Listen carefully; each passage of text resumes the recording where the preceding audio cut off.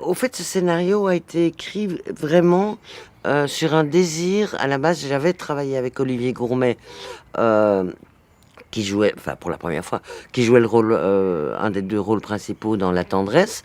Heu, J'avais adoré travailler avec lui. J'avais travaillé avec Sergi Lopez, qui jouait un petit caméo dans ce même film La Tendresse. Je l'avais eu que 4 jours, donc mais j'avais trouvé ça assez, stimulant.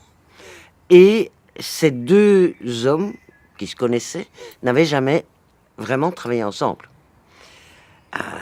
Même âge, plus ou moins même stature, enfin l'un est plus petit, l'autre est plus grand, machin, mais heu, un peu même genre de carrière, et cetera. Et je me suis dit: «Mais j'ai envie d'écrire pour ces 2 hommes-là, quelque chose sur mesure».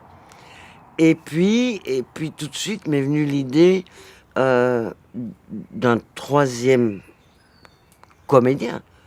Je savais pas encore quel personnage écrire pour lui, mais un troisième comédien avec qui j'avais également travaillé, John Lynch, qui est un Irlandais qui jouait le rôle principal dans un de mes films beaucoup plus anciens de Quarry, La Faille en français, qu'on avait tourné en Afrique du Sud. Et je gardais un souvenir extrêmement fort de la collaboration avec John Lynch. Et je me suis dit: «Mais même chose, 50 ans, heu, oui, une présence très forte à l'écran».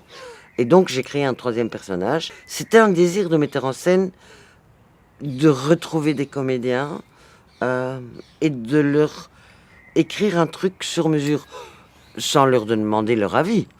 Oui, «Est-ce que vous avez envie de retravailler avec moi?» «Oui», qui me répondaient tous les 3. Mais je leur ai pas dit: «Est-ce que vous voulez jouer, je sais pas, 2 homosexuels ou je sais pas quoi ou je sais pas quoi?» Je leur ai pas demandé ce qu'ils voulaient jouer.